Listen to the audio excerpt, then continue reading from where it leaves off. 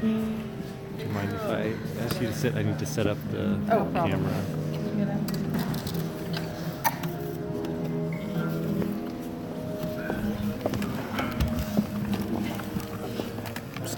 Okay. Take it.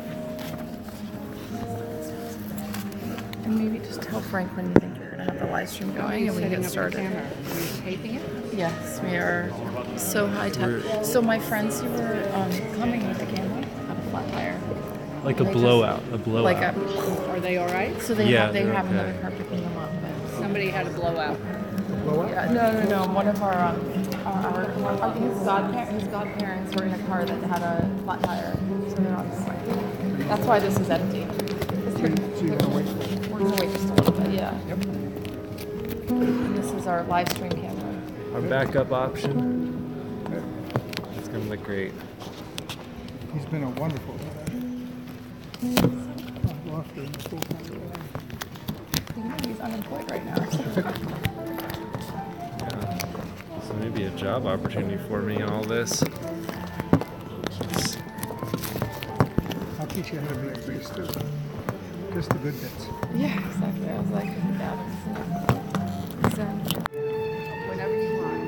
Interrupt the music and say those things. You're much more polished. oh, I'm gonna wear the jacket. That's so brilliant.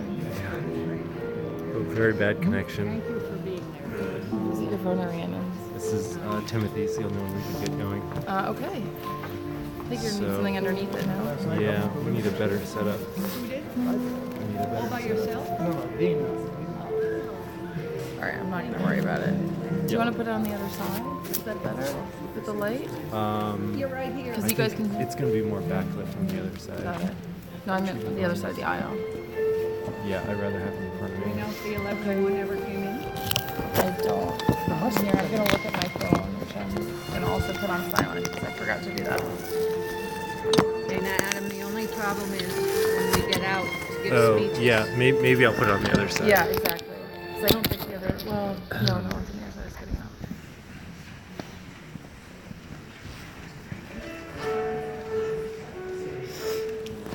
All right, I'm going to send it to...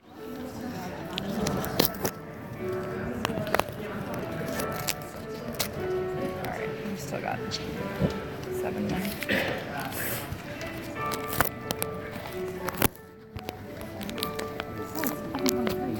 Bob can go in here. I told him to wait until 11:35 at least.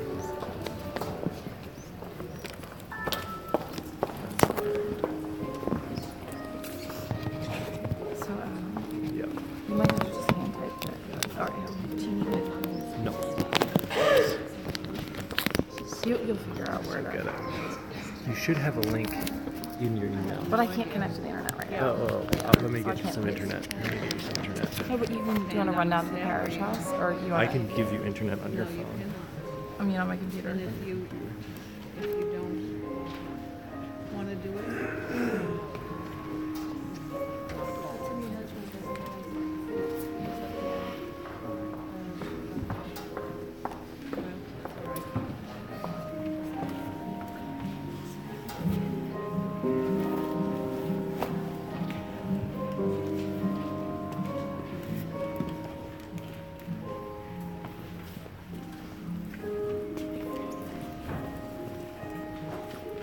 Password is, you gotta search again. Yeah. And then it's 128.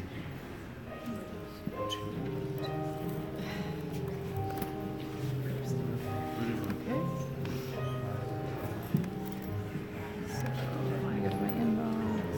Anna, their chairs. Alice's godfather was meant to sit there, but he is Timmy husband. So you can put somebody at the seat. One and which? Second row. Next Oh, here. to the man with gray hair. White hair. What's the name There we of go. that? Tim husband and Nicholas. 2 spots.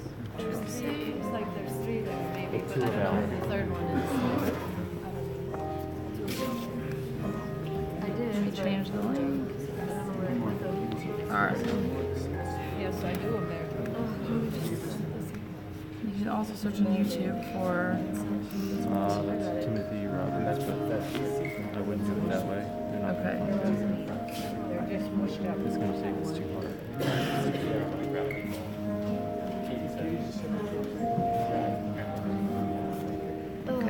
So I'm just. Send Gabrielle? You. Yep. Yeah, you do. I've seen it. Well, we'll find out. If it doesn't, it doesn't.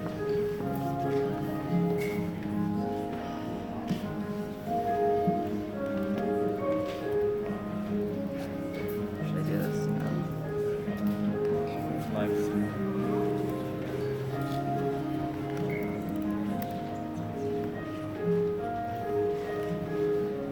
Okay. All right. Alright. Let me know if you can throw on your phone with the live stream link. It says sending. Do you want me to turn my phone off so it doesn't cause problems? You should put it on silent. I got a sweet email from Charlie McVeigh saying, Video's been sent. Okay. I think we're good. I'm gonna turn off my hotspot. Let me just refresh my. Do you want to see now if is it came through anyone for going you? to trip over that leg? I'm gonna move He's it gonna over move it to over the there. other side. This is Timothy's music that he wrote. It's beautiful. He's writing and playing together with Timothy. Thanks for coming. That's him. This is all him. All Timothy. I think it went out. Taught him this. I always remember the two of you playing, I think it was that piece of Mozart where you stood there and he stood here. Okay. Looks Yep, like it went got out. it. Awesome. So I'm gonna put my computer to sleep. Did you move to this is like the famous event? Yeah. All right.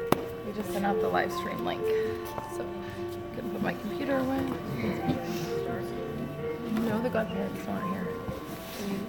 So recent it was just They had to get a last week. They had a blowout flat tire about an hour ago. So were they close?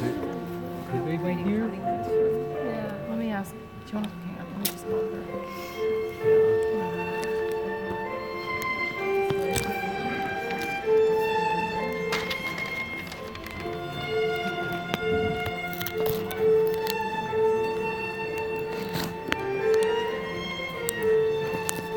Do you want to put something around the bottom? Uh, Or no. I don't know. This is your live stream.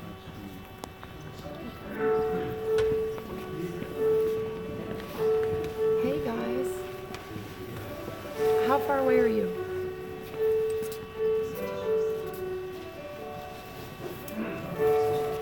How many? Oh, shit. We really need to get started, you guys. To start. We had everybody waiting. No, she's just very hard to find because Okay. I mean, we'll hold it for a little bit longer, but we have a reserved row for you guys at the front. So just come in and sit there. Yeah. Timothy and I were trying to watch it. Yeah, just drive straight up to the front of the church, drop everyone off. I mean, you can move it right after, just right now. There's a pew at the front left, just It's come the only in. one that's open. It's the only one that's open. It's reserved for you guys. You're gonna have to squish in a lot. We'll just drive fast but safely. It sucks, I'm sorry.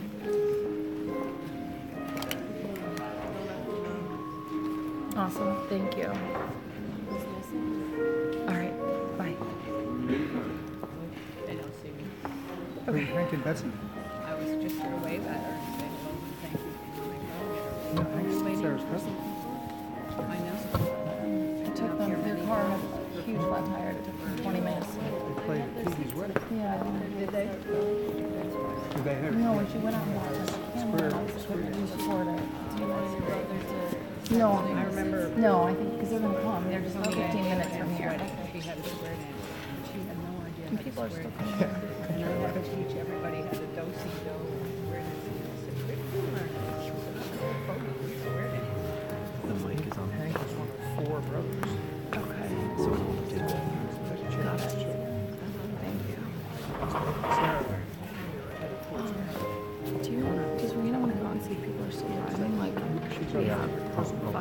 Yeah, and you can move that if you want.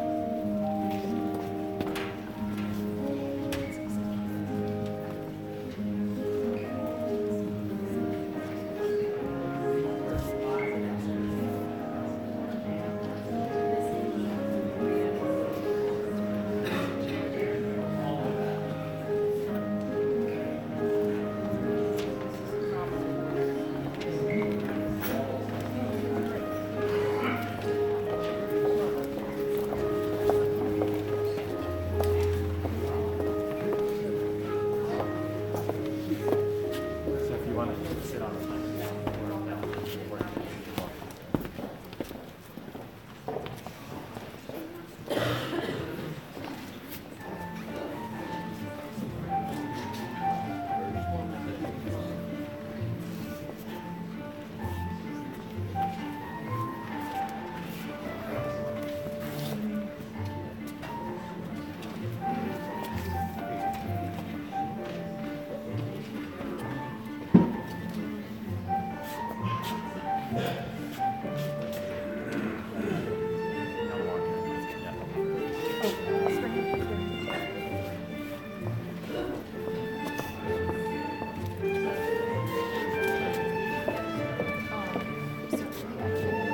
And you can tell me literally all the documents, 5 minutes, 4 minutes, and we're together. And don't have this or that. So we're still going I can make an announcement. yeah, we'll start. I mean, if we can start watching, like, they'll miss the first part. You want to start? 10 minutes. So 11:45. Good. Thank you. Is that okay? Yeah, they were about 15 minutes away. So,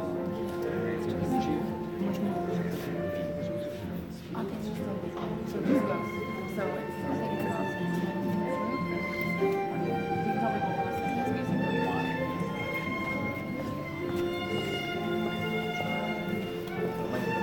You guys are doing an awesome job. Thanks.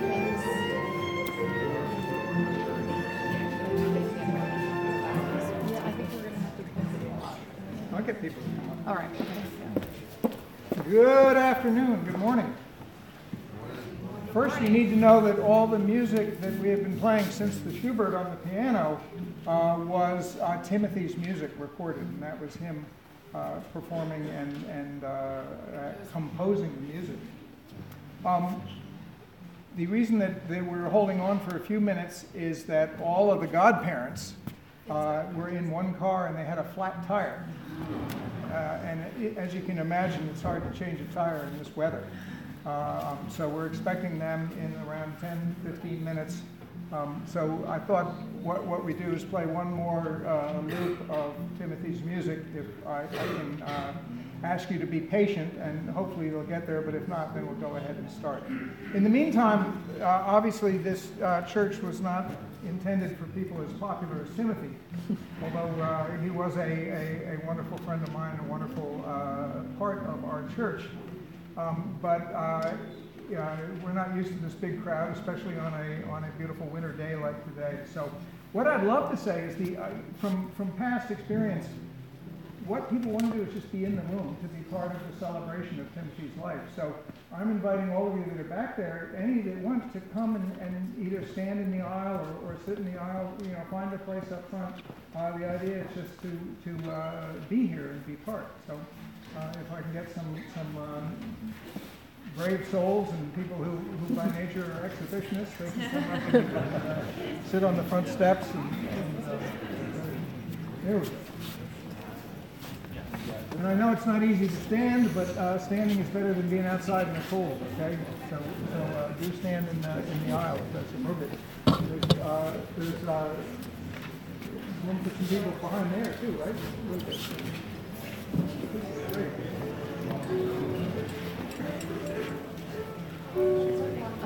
What's that?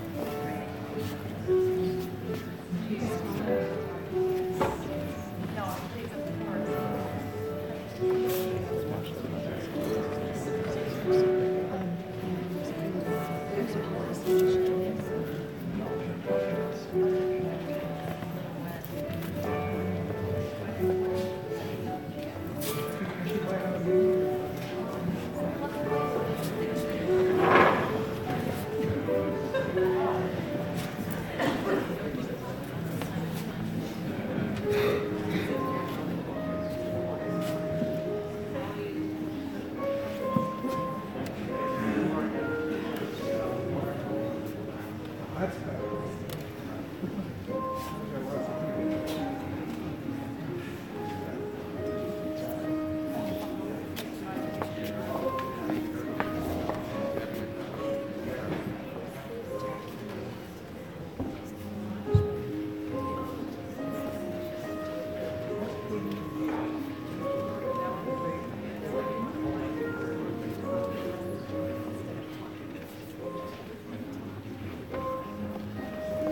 So.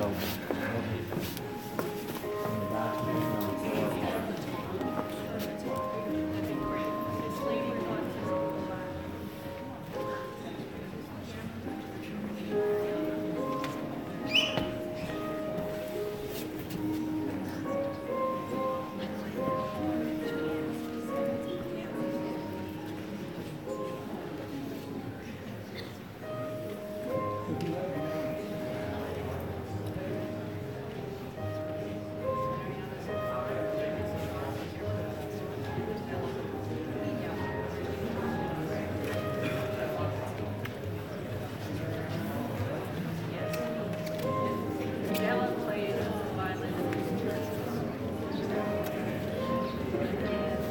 So if you just, this gentleman will let you, he'll just miss that.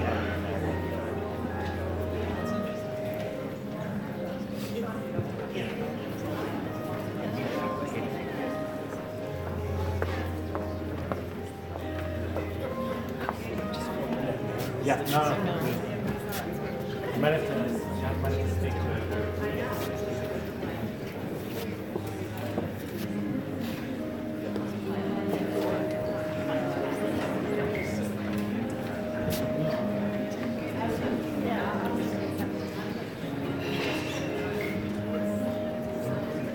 Is there space for more?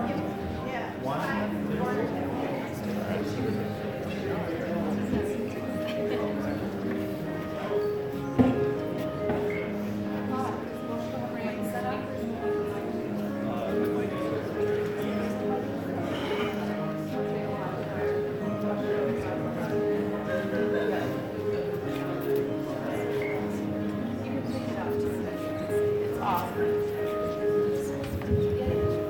So in the pulpit, and if it doesn't fit both of you, then the other one will.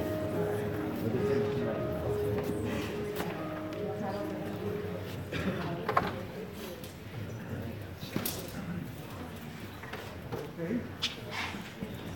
Amy and Adela are going to play something now. And Adela was Timothy's violin teacher, right? Correct. Amy has played in this church before. Right? No, Adela. Adela has played in this church. Amy is the daughter of Timothy's piano Amy teacher. is the daughter of Timothy's piano teacher. See how it all fits together? Okay, you ready?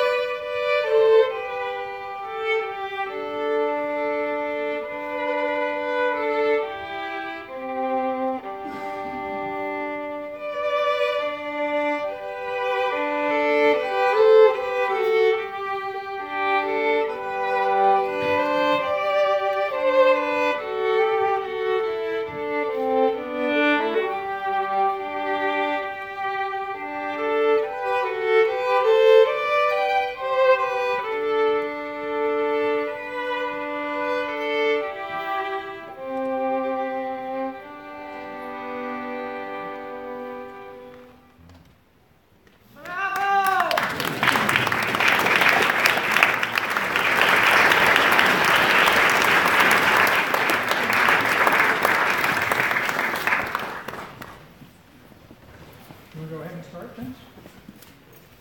Okay, well, again, thank you for being patient. My name's Frank Gear. I'm the rector here at St. Philip's Church.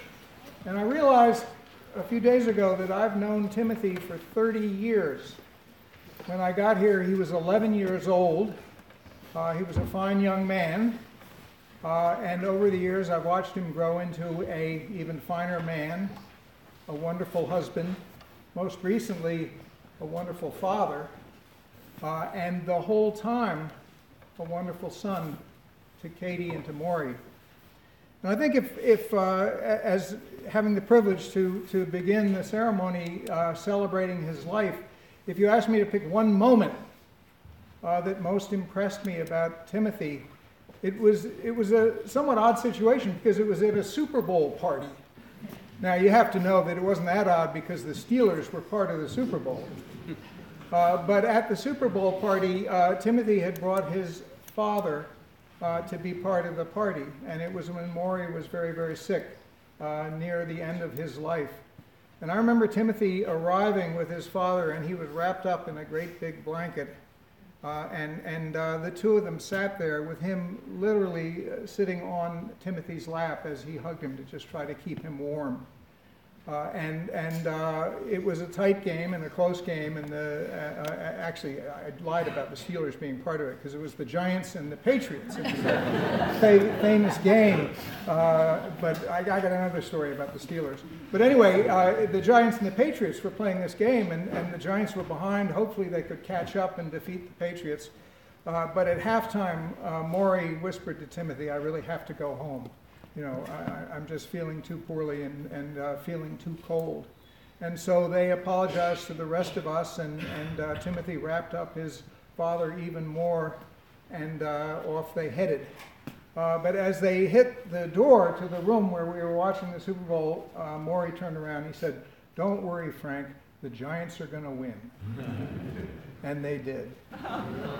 But I just remember that as a wonderful moment for Timothy, because he was reaching out to your father and to your husband, and just so much love and so much concern for him at that time. And that's the same love and concern that we have in our hearts today as we gather to celebrate his life. Still a wonderful son, still a wonderful husband, and still a wonderful father. The next thing on our order of service is an invitation by Shel Silverstein. And this is the same one you did at Finnegan's baptism, right?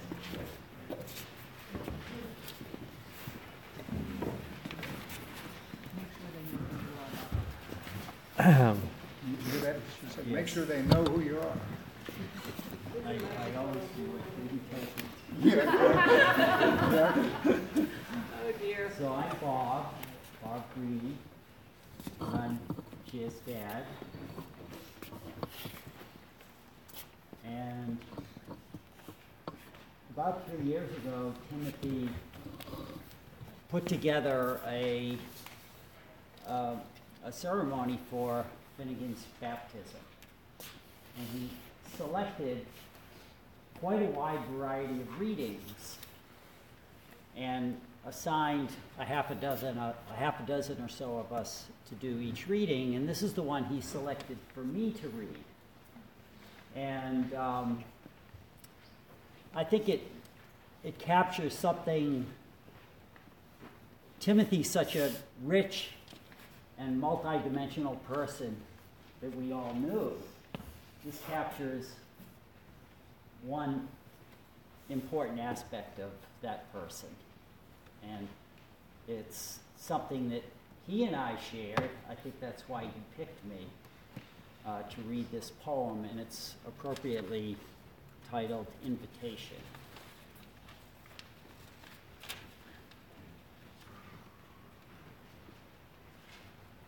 I read this to Finnegan at the baptism.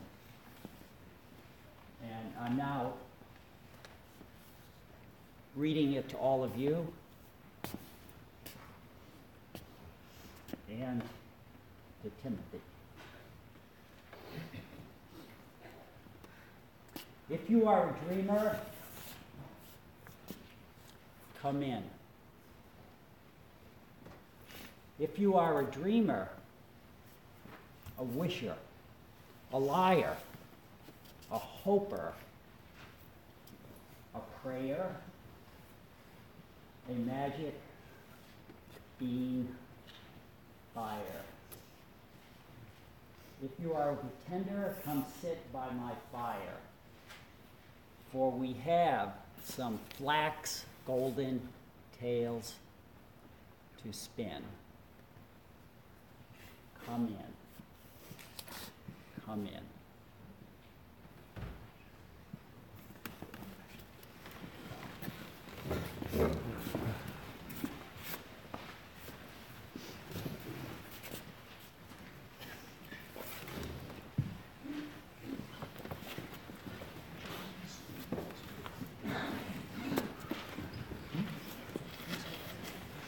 John? Betsy, man. John is Finn's godfather. So he was there.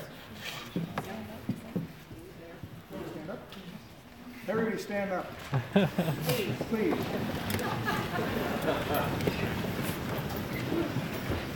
We'll let you sit down in a second. This is just to make the people that are standing up already feel better, right?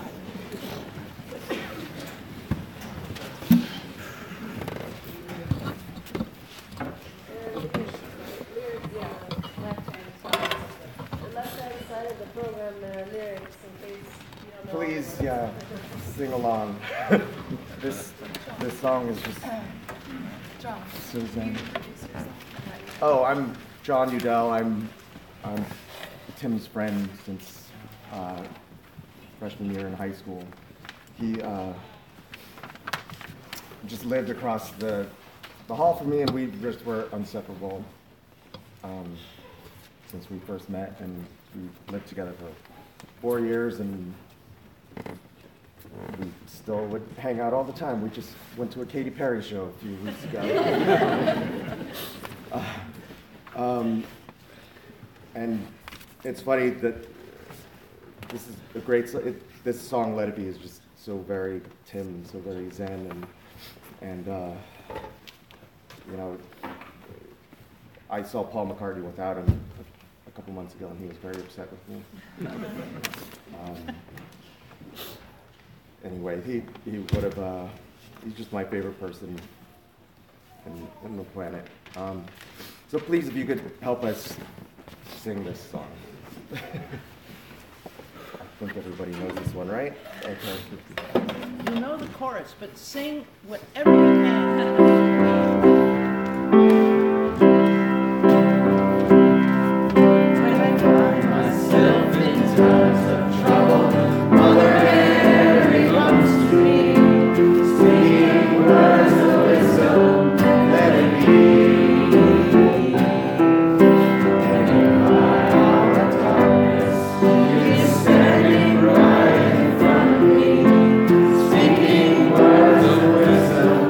Let it be.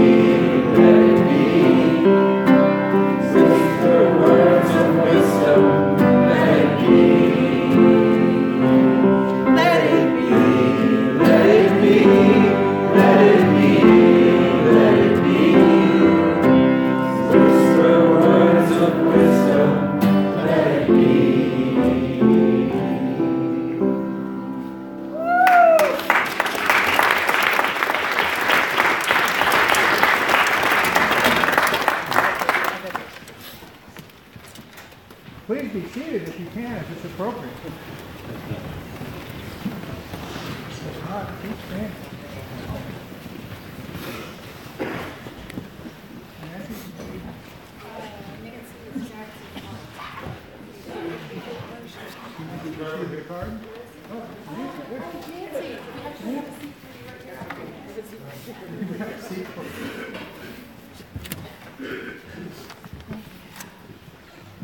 want to sit here? No, I just want more people. It's fine. It's fine. They have space back there. They're not spilled over.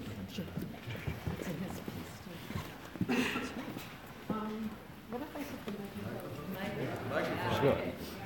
Just take it off, like, so I'll be the. Okay. Take it off. Perfect. You might want to get a little closer to it. Just don't get too far away. Okay, can you hear me in the back? Yeah. Okay. I'm Nancy Jackson. I'm Chris Jackson's mom. Chris Jackson and Timothy have been friends since they were 5. And he asked me to read this because he's not able to be here today. These are his words. I never imagined I would have to give this speech. And I guess in some ways I'm not. I'm making my mom do it for me. As I toss and turn in bed, half a world away in Hong Kong. I've known Tim for over 35 years. He was the best man at my wedding, and I was the officiant at his wedding. He was my oldest and closest friend. We first met as kindergartners at the Trinity School, and by 4th grade we had become best friends. We bonded as only kids can bond during those awkward, golden middle school years. Playdates, annoying younger siblings, sorry Alice and Laura, soccer and lacrosse games, illegal Chinatown ninja throwing stars, and an occasional nunchuck. How many people here today can still recall the relative merits of the Amiga versus the Commodore 64? We also pushed each other. We were both avid readers and competitive academically, and our relationship, I think, helped kindle a lifelong passion for learning and the love of knowledge. Being bookish didn't have to be uncool if your best friend was too. After 8th grade, we went our separate ways. I stayed in New York for high school while he moved to boarding school in Massachusetts. But fate decried that would not be our end, and we were reunited as college freshman year, not only at the same university, but also in the same dorm, no less. Such was the rhythm of our existence, intense time together, followed by miles or years apart. Back then, you really had to earn your friendships. There wasn't any email, you couldn't Facebook stalk, and long-distance phone calls cost an arm and a leg. Staying in touch was a choice, not an assumption.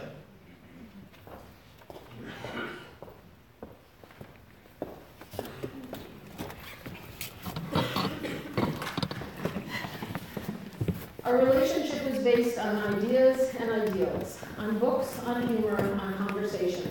The 5 years we spent together after 2003, when I was back in New York, really were transformative. We took care of each other when we both weren't in great places. We had grown up together as children, and now there was a chance to grow up together as men. Interestingly, Tim and I never bonded over music, and we really never went out the way typical 20-year-olds did. The hours we spent was quality time doing absolutely nothing. Binging on bad MTV programs, inventing strange theories, products, even religions, experimenting with alternative medicine, wood vinegar foot pads, anyone? Playing basketball poorly, the odd Grand Theft Auto beatdown. We were Beavis and Butthead with college degrees. Friendship has a way of elevating the mundane to the sublime. Most importantly, we guided each other to the next stage of our life. I was basically the third wheel on many of Chin and Gia's early dates, and Tim witnessed the transformative process of me falling in love and becoming a father. Without any coordination, we proposed to our future wives the same fateful Thanksgiving weekend in 2008. We both knew it was time. Tim has been part of all my defining moments like that in my life: puberty, college, early adulthood, marriage, and fatherhood. Adjectives to define a life can only feel inadequate. We all know how smart and talented and funny and goofy Tim was, but saying these words just don't do justice to the man.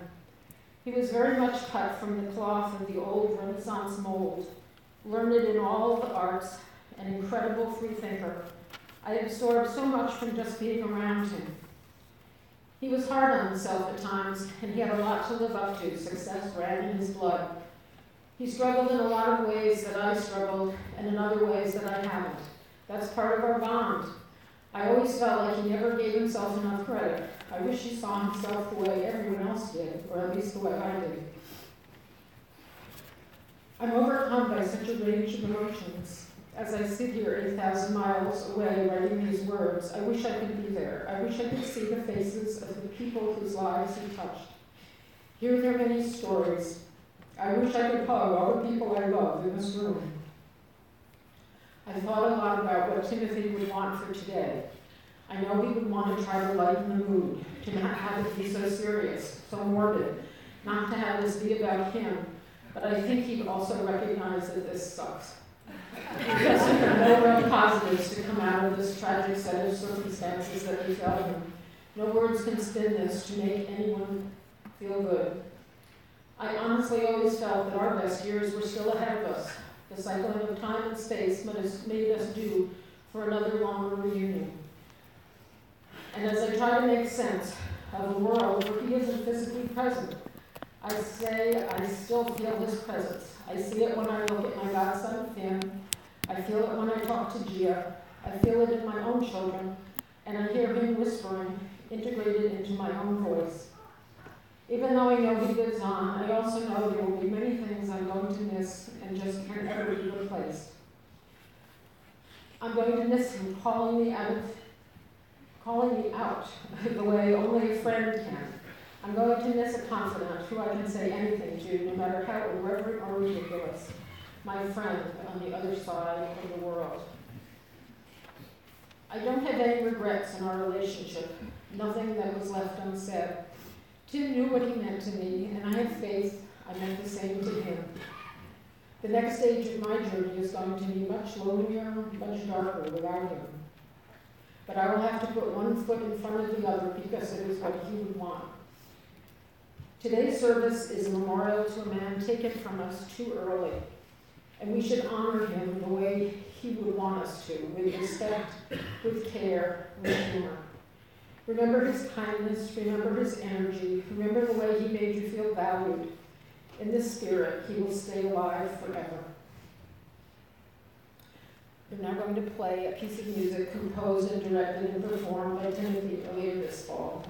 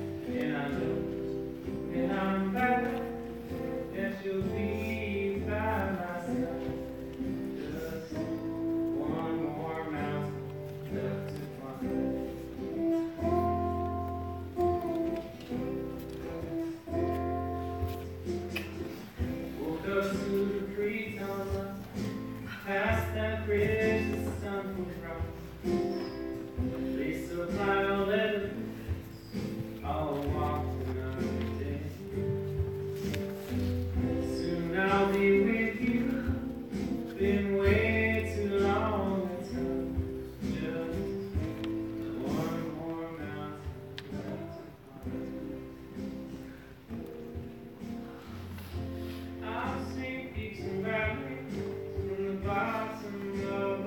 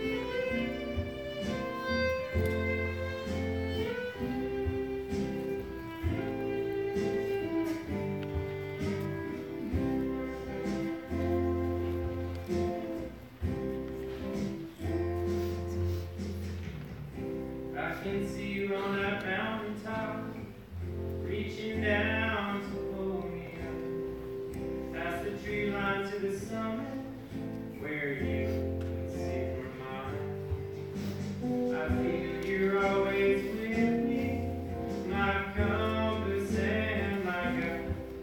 One more mountain, just one more mountain. Oh Lord, one more mountain left to climb.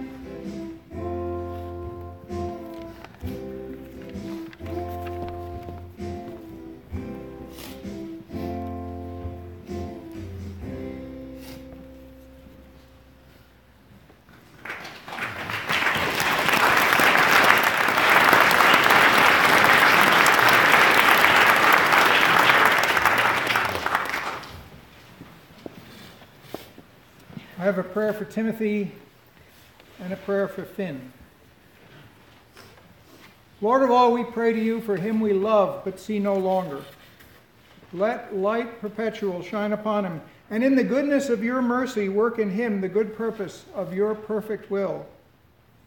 We seem to give him back to you, dear Lord, who first gave him to us, but just as you did not lose him in the giving, so we have not lost him by his return to you. For what is yours always, if we are yours? And life is eternal, and love is immortal, and death is nothing but a horizon, and a horizon is nothing but a limit to our sight. So lift us up, that we may see more clearly. Cleanse our eyes, that we may see further. Draw ourselves closer to Timothy, who is with you. And while your Son prepares a place for us, prepare us for that happy place, that where Timothy and you are, we too may be, in your good time. Lord, support us all the day long until the shadows lengthen and the evening comes and the busy world is hushed and the fever of life is over and our work is done. Then in your mercy, grant us a safe lodging, a holy rest, and peace at the last. And for Finn, this is another prayer from his baptism. Sustain him, O Lord.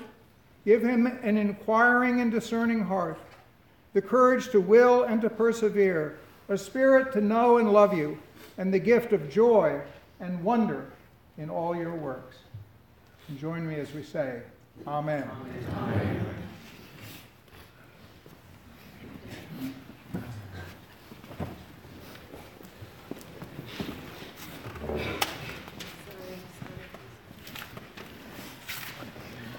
Like when the next person. Annoying little sister here reporting. Not quite the public speaker my brother was, so bear with me. Here's a letter I wrote for my brother. Dear Timothy, I still cannot believe you're gone. I keep waiting for you to bound around a corner with your contagious and genuine smile, flashing your puppy dog eyes to tell us that this has all been a hoax. I am better for having known you. You were a wonderful brother, and I thank you for that. You were thoughtful, sweet, and had a witty sense of humor that you could have only inherited directly from our father. Only you would come up with new hilarious words that became a part of our regular vernacular. You brilliantly changed Mom's diagnosis from diabetic to liabetic when she would cheat on her diet almost daily and eat sweets. You created a new persona, the Jamaican nanny, who would entertain Finn when he woke up at night with antics of stinky diapers and a brilliant Jamaican accent. You are a wonderful father and uncle, and your genuine enjoyment for life brought joy to everyone around you, whether you were rapping, performing Chinese opera, or finding other brilliant ways to make people laugh. You lived for your family, and all of us appreciate you and all you did for us so much. You always thought of the details for us and went out of your way to make us happy and comfortable. I wish you were still here. I so enjoyed time with you over the last few years, watching our children grow together and seeing them do the same things we did as children ourselves. Running around Garrison, causing havoc together, doing the same cannonballs into the same pool, digging up worms and torturing them and dissecting them, playing avidly in the snow, and collecting hermit crabs at the beach. I promise you I will always look out for Finn, even though I cannot teach him your amazing MacGyver skills, such as your ability to turn a few broken wires into a full-on sound system. I also cannot teach him your insane music skills. You could pick up a tuba, having never done so before, and make beautiful music. I will, however, make sure he carries all of my memories of you as his own, so that he knows how much he was loved by his daddy and what a lovely, caring person you were. I miss you and would do anything to bring you back with us, but I would like to think you were up there with Dad, telling dirty jokes and dancing the shake in your cowboy shirts. Happy to be together, albeit too soon. I love you so much, bro. Thank you.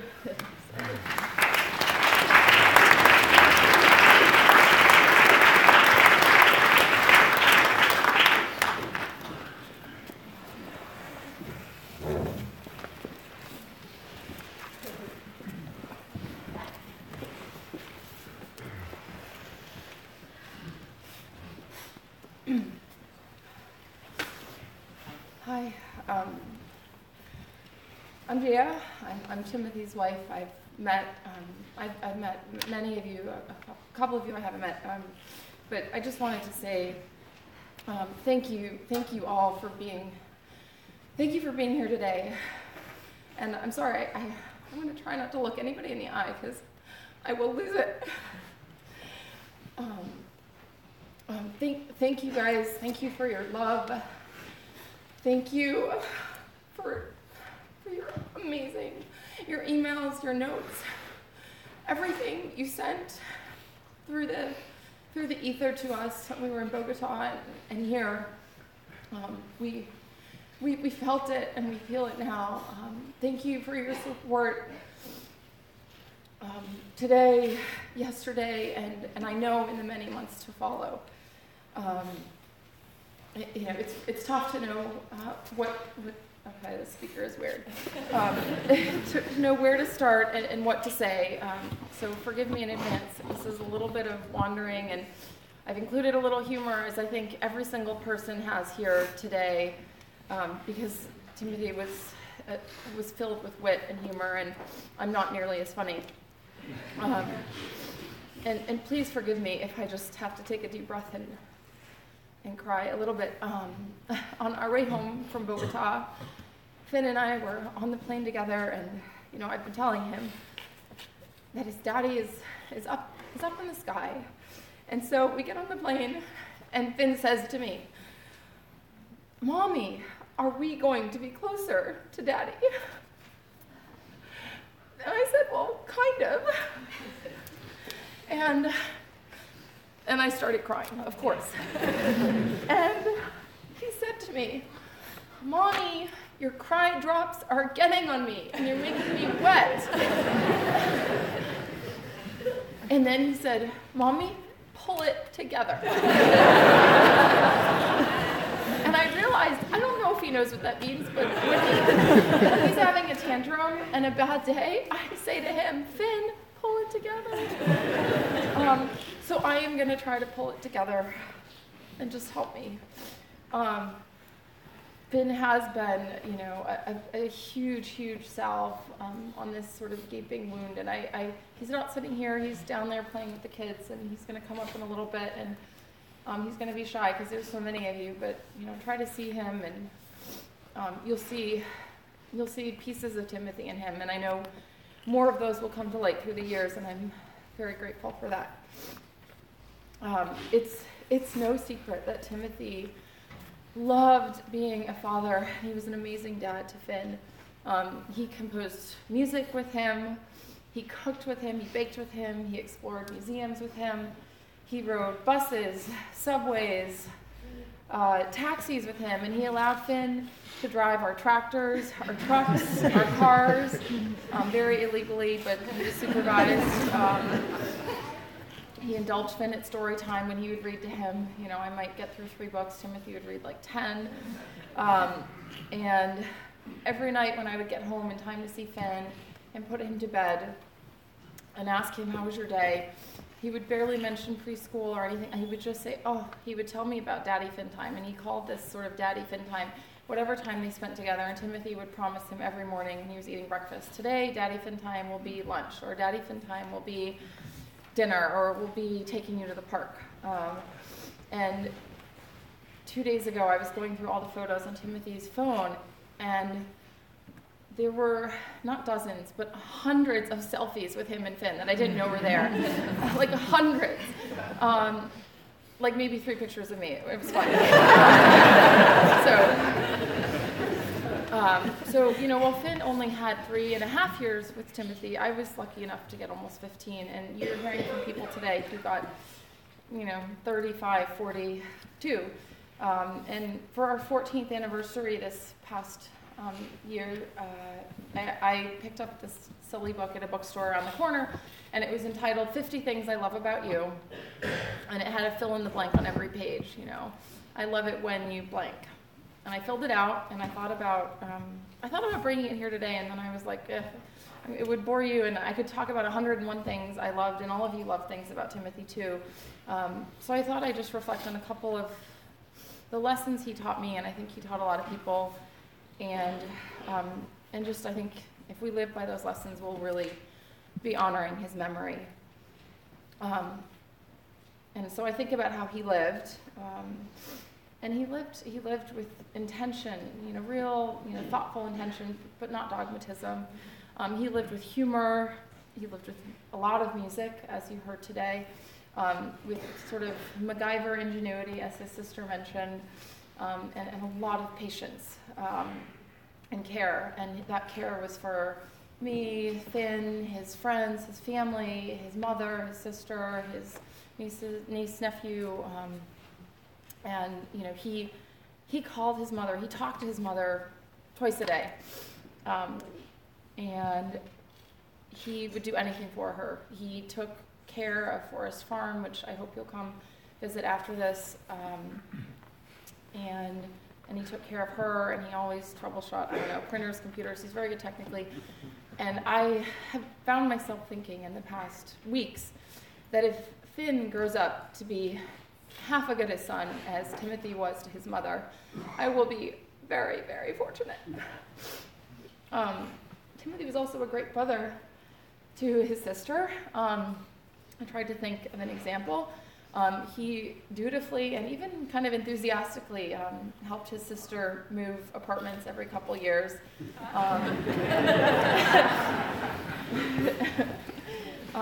I got roped in sometimes. And so we're talking, I think the sequence was from Stuytown to the Lower East Side, no, to Stuytown to Brooklyn, to the Lower East Side, to the Upper East Side, Tribeca, to the Upper West Side.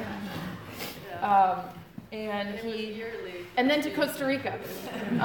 And he woke up the day after our wedding and jump-started the front end bucket loader, which he loved, and moved, I don't know, some various furniture so that it could be packed up for Costa Rica. He really, and that's just a little example, he really took care of all of us. And then finally, it goes without saying that he was an amazing, wonderful, there's just not good adjectives or superlatives to describe the kind of husband he was. And it ranged from the little stuff, like he made our bed perfectly every morning with all the like fussy little pillows that I had made for it, and the bolster, and like every night I would come home and the bed was perfect, and I don't know, I just love it, and now I can't really make it myself. And, you know, I would come up here on Friday nights from work, and he would have a fire going and dinner ready and, you know, Finn ready to go. And then there were big things. When I decided to go to business school, he went off and found a job in Boston. We weren't even married yet. We weren't engaged. He found a job in Boston so that he could move with me. And Finn's godparents here, you know, got to know him that way. So that is the kind of care that Timothy lived with. He also lived with with music in his life everywhere. You're hearing his music today, and he had hundreds, maybe even thousands of classical music CDs that he then digitized, and we have them. But he also at some point had season tickets to the opera and the Philharmonic. But to be clear, he was not a music snob. As John mentioned, he went to see Katy Perry, not once, but twice. So, and I think his music, I don't need to say much more about it. I think it speaks for himself. It speaks for itself. He was very talented. And we've also posted it on the website.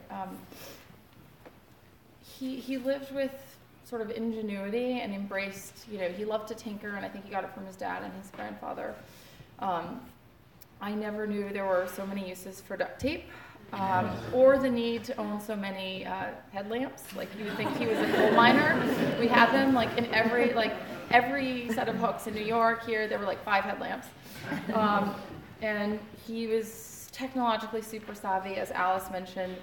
He created this elaborate home speaker system for us in New York, and if you wanted to hear Beethoven in the bathroom, and Katy Perry in the kitchen, and Al Green in the bedroom, and Raffi in Finn's room, all at the same time, at a touch of a button at different volumes, you totally could control it from your phone. He had a push-button remote fire that he invented. I don't know, there's a million examples. And that says nothing of the various boats, trucks, tractors, lawnmowers, leaf blowers, weed whackers, grass aerators, pool heaters, log splitters, and other various types of machinery that he fixed, cajoled back to life, and regularly utilized. Timothy also, as I mentioned, lived with a lot of intention and selflessness, patience, and of course love for everyone around him. And I think that's most sort of personified by how he listened to me. And anyone who knows me knows that I can talk, and here I am talking. He was an amazing listener, and he really listened. He didn't jump to solutions. He didn't interrupt. He just sat there and kind of absorbed what you had to say. And he made time for things that mattered to us and to me. And one tiny example, when we were doing this renovation and decoration of our apartment in New York, he started and generated a real enthusiasm for Pinterest, making Pinterest boards with me. And then by the end, he was sitting there with our dear home designer friend. And he is the reason, if you come visit our apartment in New York and you look at our dining room chairs, that the trim around them is sort of a grayish green gray and not a grayish greenish beige. He could tell the difference. And he really had more, I think, aesthetic sensibilities than he let on. Finally, and perhaps most importantly, he lived with humor. He didn't take himself too seriously, and he brought levity to any situation. And even the banal, the kind of everyday. I would get dressed for work in the morning. He would help me. He would zip me up. This morning it was sort of annoying he wasn't there, but he would say things to me like, "Ooh, good morning, dolphin trainer," when I was wearing a stripy neoprene dress. Or one of my favorites, "Hello there, Katniss Everdeen." A lot of black leather that day. Or, "Looking ready to conquer the world, Hillary." Aggressive pantsuit. And even just the day that we left for Bogota, I had a meeting with our CEO at Tiffany, and he looked at me and he said, "Good choice, Melania." He also had many, much more off-color and inappropriate jokes that I'm not going to share with you now, but find me and I'll tell you. Just suffice to say that he made me smile and he made me laugh every single day, and I know he did it for many people. And on that note, I want to invite anyone here, it's in the program, who wants to say a couple words. It could be just like a fleeting memory, a sort of a picture you have of Timothy in your mind, a little story. You know, and I know it's intimidating, so there's no obligation. If no one wants to talk, that's okay. We have a lot of time to talk afterwards back at Forest Farm. But please speak up. We will pass the microphone around. We clear Timothy Roberts style. My brother has jerry-rigged with duct tape a live streaming camera. Hi, Finn. Come on up. And thank you, Sean. All right. So maybe this guy will give you guys some courage to talk because he's feeling shy and you got to show him it's okay. And these people are all here for your daddy to celebrate him. Yeah. Kind of leaves me speechless too. So again, thank you guys for coming today.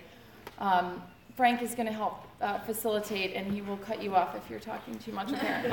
So, sorry I had my back to you guys. Thank you.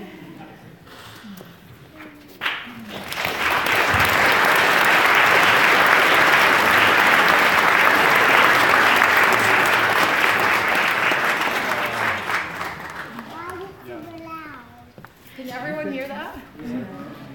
Is anyone ready to talk?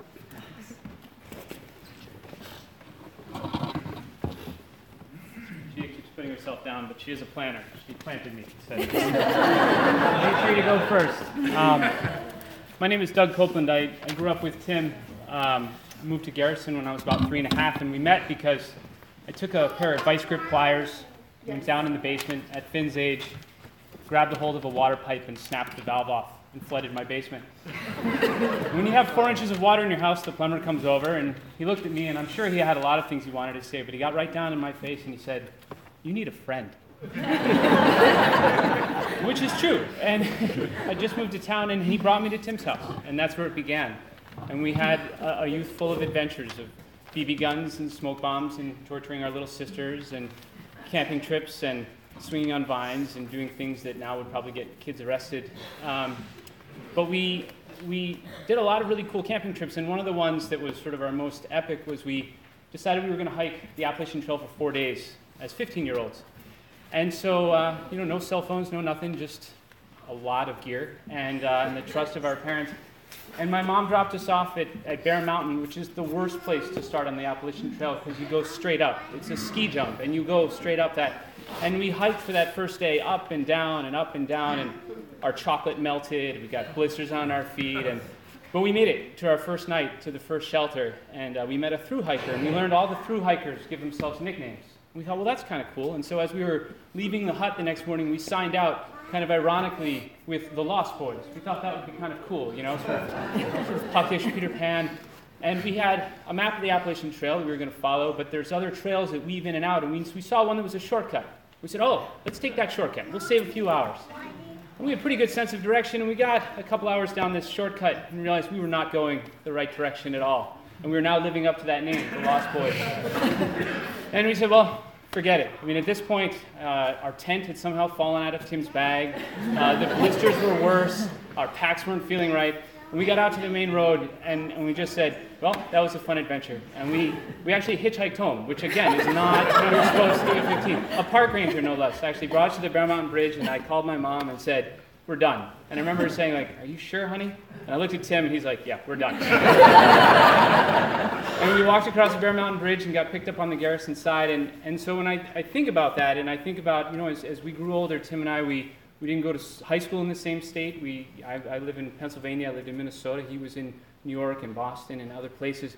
But we still kept in touch, and friendships ebb and flow. But we've been able to connect as fathers and just as kind of, we look like grown-ups, but we're not. And I just think of that trip on the Appalachian Trail as perhaps the most connected I think of his life. It was supposed to be a much longer trip, and it ended shorter, but I feel so honored and blessed that I at least got to do the days that I did with him. Thank you.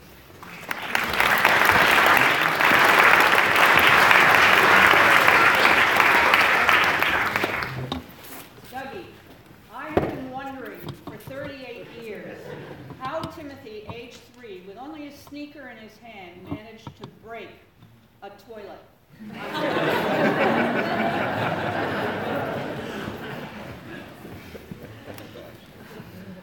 Why was it super? If you'll pass the, Why was it super short? please stand. Can you say how you knew Timothy? Oh, the mic is off. Is it off?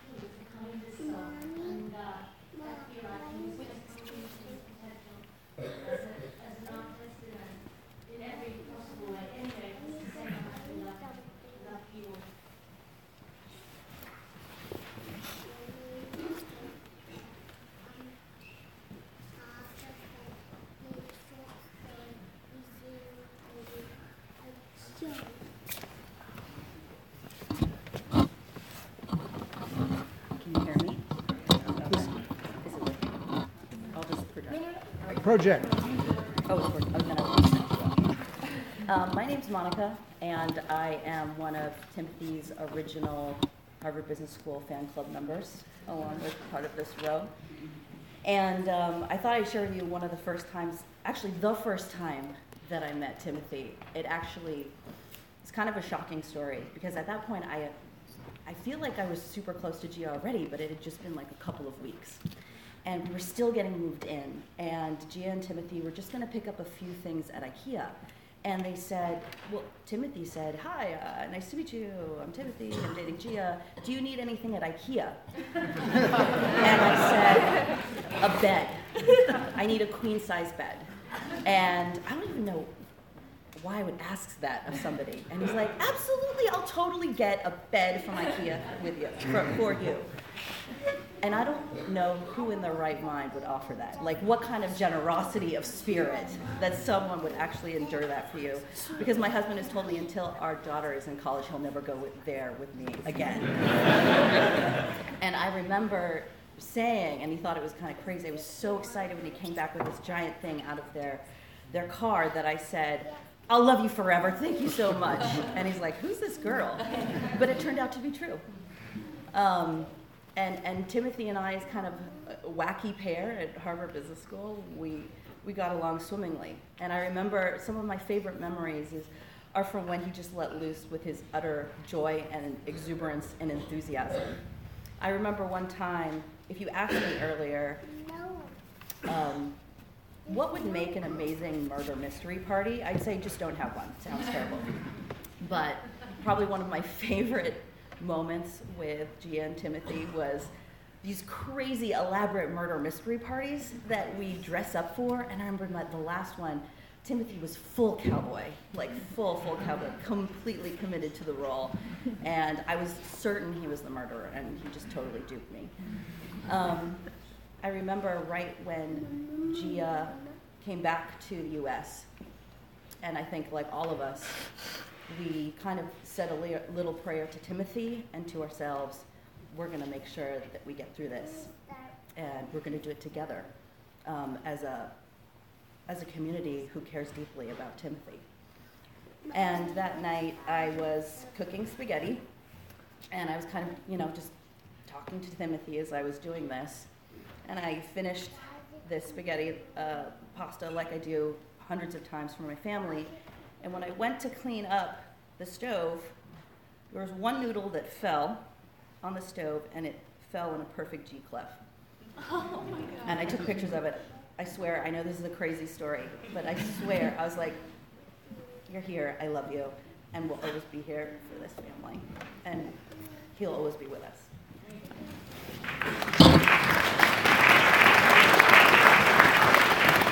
I know a lot of you have been standing for a long time, so we're going to have a couple more, but not go on too long.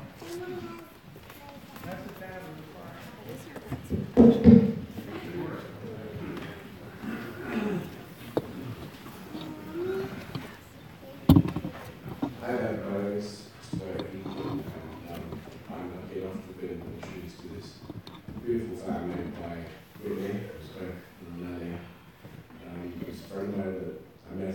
1987, spring of '87, and that summer I was going to New York to do an internship, and Whitney asked me.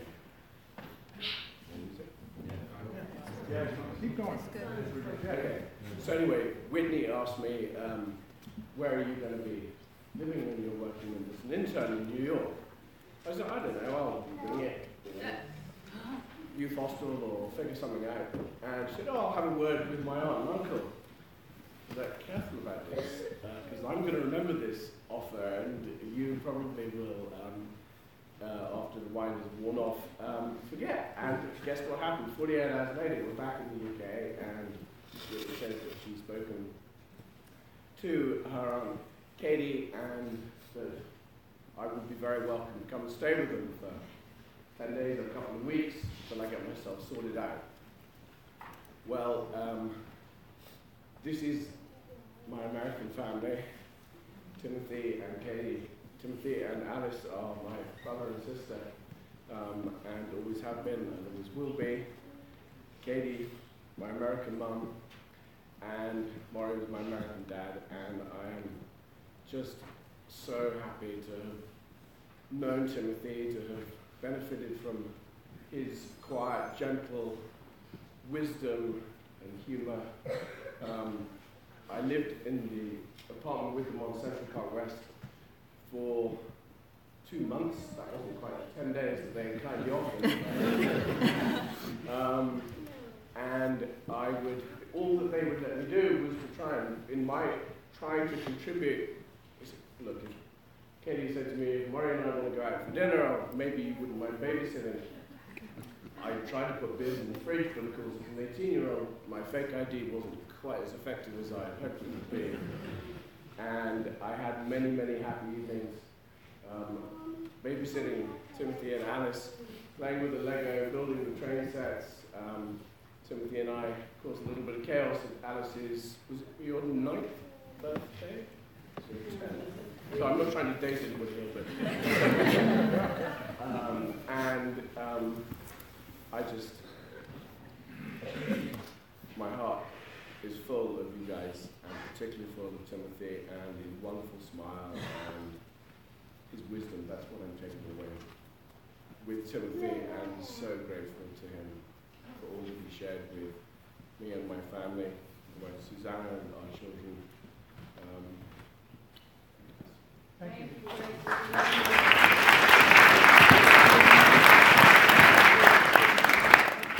We'll do one more, but first let me cover a few business items.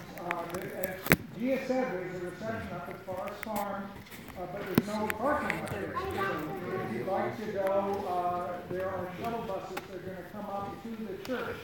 That's one reason we didn't have anybody parking up on the circle at the top of the church. So shuttle buses will come up and take you to Forest Farms for the reception afterwards, and bring you back for your to your car when the time comes and you're ready to leave. I need to also just tell you that if you took one of the child years down to the parish house for the child care, which was a wonderful thing, that you pick them up and take them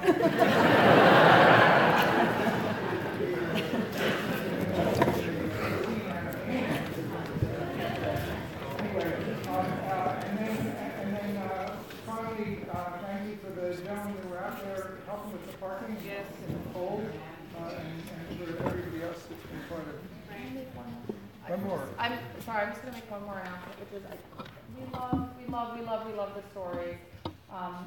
That's part of the reason we set up the memorial website, and I think a lot of credit to also our AV operator in the back who's now hiding his head, Thorstro, who's the husband of Finn's godmother, Mary. And so if you have other stories, we want to hear them. We're saving them for Finn, who is now playing on my phone. So please email them to me or send them through the website, and photos, everything. We're going to be sort of building an album over the next year. Thank you. The last thing Katie said is please let the family out first, so that they can get up to Forest Farms and be ready for you when you come up for the reception. Got it? So make way. You got Where the family can come out this way. Last one. Who If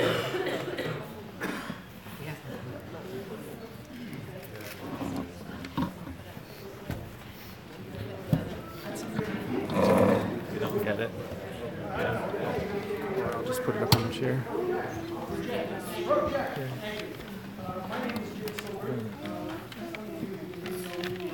Demasiado. Just like my grandchildren. Our family has known Rockford for a long, long time. I was impressed when you said we continued for 30 years. I think we had Timothy when I think he was 2 years old. So I think it's almost, well, that year's me, because I think it's almost 40 years. And our family was living on the west side. And in those days, Katie and Maury were living on the east side, and they were homesteaders. And in those days, homesteading meant going from the east side to the west side. So Katie and Maury came to the east, to the west side, and through mutual friends, they joined a group of our friends in a little playground. So Timothy was maybe 2 years old, a little bit older than Finn, but the spitting image. I don't know the spitting image. I look at him, and I can't help but remember what those days were like and what he was like. He was sweet, he was frankly almost angelic, and he had that little twinkle in his eye, a little mischievous. And I got a feeling I know somebody else who may have that same twinkle in his eye. He's talking about you. As the kids got a year or so older, the kids in this playgroup on the upper west side, it was about time for them to go to preschool. In those days, preschool generally meant something in the area. And in the area where all these kids lived, the closest preschool was a preschool at a local synagogue, which frankly was right next door to where we lived. So most of these kids in this playgroup went to this synagogue. Frankly, I think of the 8 or 9 kids that went there, I think maybe one was Jewish. And that one was half Jewish, which is my son. All the others were just neighborhood kids. Every Friday, the president of the temple would come into the playgroup, and he would light the Sabbath candles for these little kids.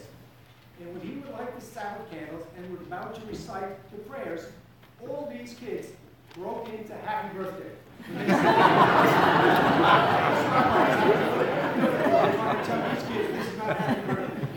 Anyway, it was an indication of what was really going on at the west side in those days. Anyway, this was before Alice was born. Shortly before Alice was born, Katie and my wife Liz became pregnant. And we were all so excited, not only to have a second child, but those of you who had a second child of one particular gender were really, really hoping to have a second child of the opposite gender. Well, we were both blessed to have that. Anyway, Liz and Katie went through this pregnancy together. Both of them were gigantic. I don't know who was more pregnant, but they were very, very big. And in the middle of May, Liz and Katie were talking about getting together before the babies were born. And we were supposed to go to Maury and Katie's house for lunch shortly before the due date. And we have a place upstate New York in New Paltz, and we were going to stop in Garrison on the way back to the city. And we were about ready to leave our place, and Katie calls and says, guess what? We can't have lunch together. I'm going into the hospital. Katie was going to Mount Sinai Hospital to give birth. And while she was there, we obviously were in touch with her. And both families were trying, during this time period, before the babies were born, to figure out some way of trying to sweet talk the older boys into why it's going to be so great to have a new child in the family after they've had 150% of our attention. Why they're going to be happy to have 95% of the attention. And it was a pretty hard sell because for a little kid who's so used to being the center of the world, it was a little bit difficult to try to come to reality what was going to happen. In any event, I believe it was the first time that Timothy went to see Alice at the hospital with Katie. Maury, they lived on 86th Street, we lived on 84th Street. Maury took Timothy to Mount Sinai Hospital to see Katie and Alice. And on the way home, Maury decided to come to our house and have a play date with Jordan, realizing again that a lot of stuff is going on, but frankly, you can't forget the first kid. And these two boys had a play date when Alice, I think we were 2 days old. In any event, Katie checks out of the hospital at Mount Sinai. I think the sheets were still warm, and I'm not sure they were clean or changed, but she leaves the hospital. Liz goes into the hospital and our second child is born. In the same bed. I think so. And all the sheets were changed. That's good. Well, thank you. Anyway, Katie and Gia and Alice, this is wonderful for all of us to be able to share these wonderful memories. Thank you.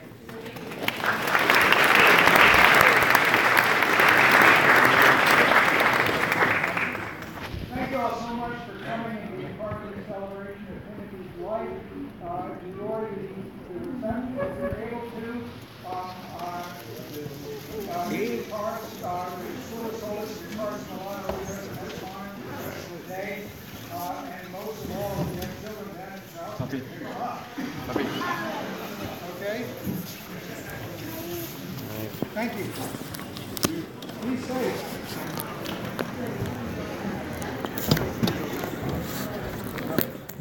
Thank you.